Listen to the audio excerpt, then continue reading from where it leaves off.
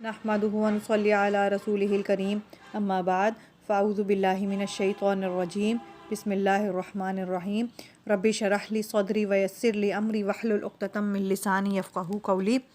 पिछली नशिस्त में हमने अल्हम्दुलिल्लाह दूसरे सुपारे की आयत नंबर 199 तक तिलावत कर ली थी। आज हम आयत नंबर 200 से शुरू करते हैं। फ़ैज़ा क़ज़यतुम मनासिककुम, फिर जब तुम अदा कर चुको हज के अरकान, फ़ज़्कुरुल्लाह, तो याद करो अल्लाह को, का ज़िक्रिकुम, जैसे तुम्हें याद करते थे, जैसे तुम याद करते थे, आबाउकुम, अपने बाप दादा को, औ अशद्द ज़िक्रा, या इससे भी ज़्यादा याद करो। फ़मिनन नासी मन यक़ूलु, बस जो आदमी कहता है, रब्बना आतिना, ए हमारे रब हमें दे, फिर दुनिया में, वमा लहू, तो उसके लिए नहीं है, फिल आखिरती, आखिरत में, मिन खलाक, कुछ हिस्सा। अल्लाह ताला फरमाते हैं कि जब तुम अपने हज के अरकान पूरे कर लो तो फिर मेरा ज़िक्र किया करो, बल्कि इसके कि तुम लोग अपनी बातों में मशगूल हो जाओ या किसी और का जिक्र करो। ज़माना जहलियत में अरब के लोग हज के बाद काबे के करीब बैठकर अपने बाप दादा के फ़ज़ाइल बयान किया करते थे। तो इस्लाम में बताया गया है कि बजाय इसके कि तुम बेकार की बातें करो तो ज़ौक़ व शौक़ के साथ ज़िक्र इलाही में मसरूफ़ हो जाओ। फिर इसके बाद अल्लाह ताला फरमाते हैं कि जो कहता है कि ऐ रब हमें सिर्फ दुनिया में ही दे, तो फिर उसके लिए आखिरत में कुछ भी हिस्सा नहीं है, बल्कि हमें यूँ कहना चाहिए।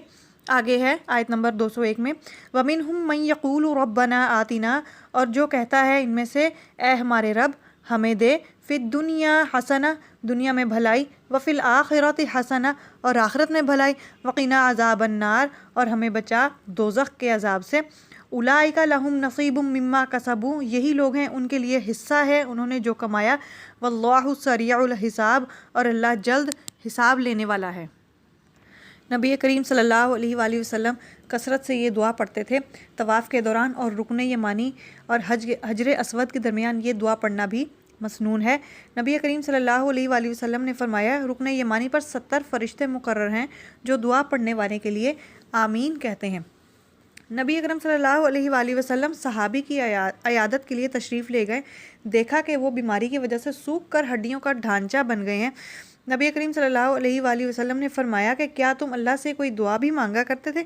अर्ज़ किया, हाँ, मेरी ये दुआ थी कि अल्लाह जो अज़ाब तू मुझे आखिरत में देगा ना, वो मुझे दुनिया में ही दे दे।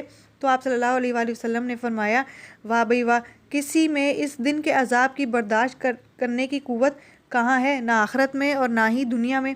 तुम ये दुआ पढ़ा करो, रब्बना आतिना फिद दुनिया हसना व फिल आखिरति हसना वक़िना अज़ाबन नार। जब इस बीमार आदमी ने ये दुआ पढ़ी तो उसको शिफा मिल गई। मकसद ये कि हमें सिर्फ अपनी दुनिया ही नहीं मांगनी चाहिए, हमें दुनिया के साथ साथ आखिरत भी मांगनी चाहिए कि अल्लाह हमें दुनिया में भी भलाई अता कर और आखिरत में भी भलाई अता कर। वज़्कुरुल्लाह फ़ी अय्यामिम माअदूदात, और तुम याद रखो अल्लाह को गिनती के चंद दिनों में, यानी मुकर्रर दिनों में। फ़मन तअज्जला फ़ी यौमैनी, बस जो जल्द चला 2 दिनों में, तो फ़ला इस्मा अलैहि, तो नहीं है गुनाह इस पर। वमन तअख़्ख़रा फ़ला इस्मा अलैहि, और जिसने ताख़ीर की तो कोई गुनाह नहीं है इस पर। लिमन इत्तक़वा, ये उसके लिए है जो डरता रहा। वत्तक़ुल्लाह वअलमू, और तुम डरो अल्लाह से और जान लो, अन्नकुम इलैहि तुहशरून, कि तुम उसी की तरफ जमा किए जाओगे। इस आयत में अल्लाह ताला ने अय्यामिम मादूदात लफ्ज़ इस्तेमाल किया है। इससे मुराद है कि अय्याम तशरीक है। अय्याम तशरीक हज के 4 दिन हैं, 10, 11, 12 और 13 ज़िलहज, यानी ये एक कुर्बानी का दिन, उसके बाद के 3 दिन शैतान को कंकरियाँ मारना। मगर जो कोई इस काम को 2 दिन में मुकम्मल कर लेगा तो उस पर भी कोई गुनाह नहीं है, और जो कोई 3 दिन में करेगा तो उस पर भी कोई गुनाह नहीं है, मगर शर्त यह है कि वो सिर्फ़ अल्लाह से डरने वाला हो, परहेज़गारी और तकवा अख्तियार करने वाला हो। इसके अलावा इन दिनों में ज़िक्र इलाही यानी तकबीरात बावाज़ बुलंद में पढ़ना मसनून अमल है। सिर्फ़ फ़र्ज़ नमाज़ों के बाद ही नहीं, बल्कि हर वक्त उठते बैठते शैतानों को कंकरियाँ मारते वक्त हर कंकरी के साथ तकबीर पढ़नी भी मसनून है। हज़रत उमर रज़ी अल्लाह ताला अन्हा हर वक्त ये तकबीर पढ़ा करते थे, अल्लाहु अकबर अल्लाहु अकबर अल्लाहु अकबर ला इलाहा इल्लल्लाहु वल्लाहु अकबर वलिल्लाहिल हम्द।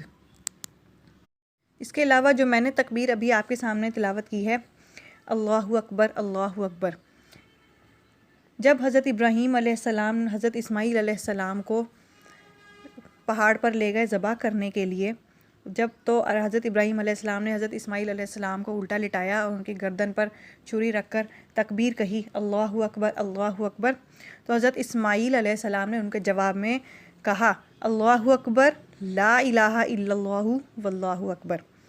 پھر جب دیکھا کہ حضرت اسماعیل کی جگہ ایک مینڈھا ذبح ہو گیا ہے تو حضرت ابراہیم علیہ السلام نے دوبارہ یہ تکبیر پڑھی اللہ اکبر وللہ الحمد، یعنی کہ یہ تکبیر دونوں کی ملا کر اللہ تعالیٰ نے اس وقت کے بعد سے اس تکبیر کو ہر مسلمان پر پڑھنا مسنون اور واجب کر دیا ہے۔ ایام تشریق کے دنوں میں یہ تکبیر پڑھنا واجب ہے کہ اللہ اکبر اللہ اکبر اللہ اکبر لا الہ الا اللہ واللہ اکبر اللہ اکبر وللہ الحمد۔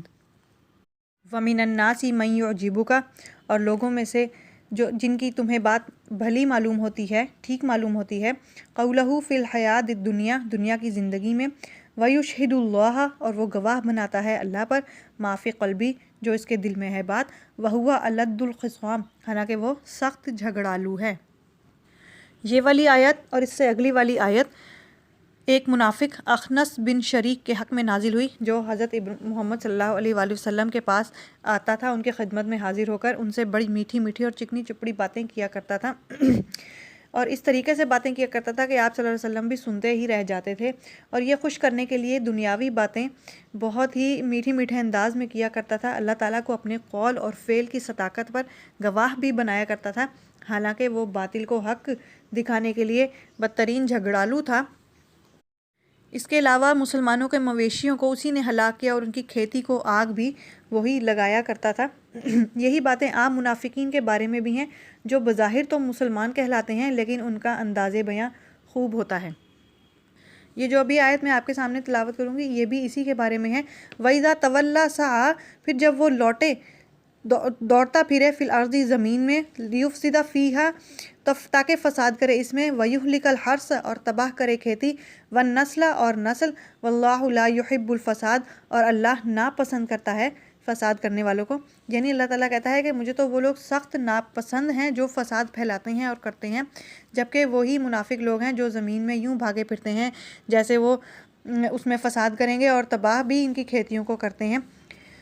وَإِذَا قِيلَ لَهُ اتَّقِ اللَّهَ، اور جب کہا جائے کہ اللہ سے ڈر، أَخَذَتْهُ الْعِزَّةُ، اسے آمادہ کرے اس کا غرور، بالاسم، گناہ پر، فَحَسْبُهُ جہنم، تو کافی ہے اس کے لیے جہنم، وَلَبِئْسَ الْمِہَادُ، اور البتہ برا ٹھکانہ ہے۔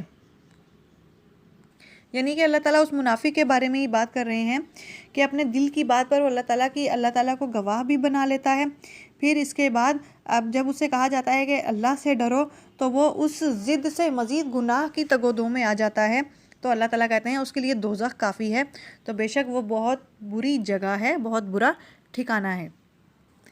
وَمِنَ النَّاسِ مَن یشری، اور لوگوں میں سے ایک وہ کہ جو بیچ ڈالتا ہے، نفسہ، اپنی جان، ابتغاء مرضات اللہ، اللہ کی رضا حاصل کرنے کے لیے، واللہ رؤوف بالعباد، اور اللہ مہربان ہے اپنے بندوں پر۔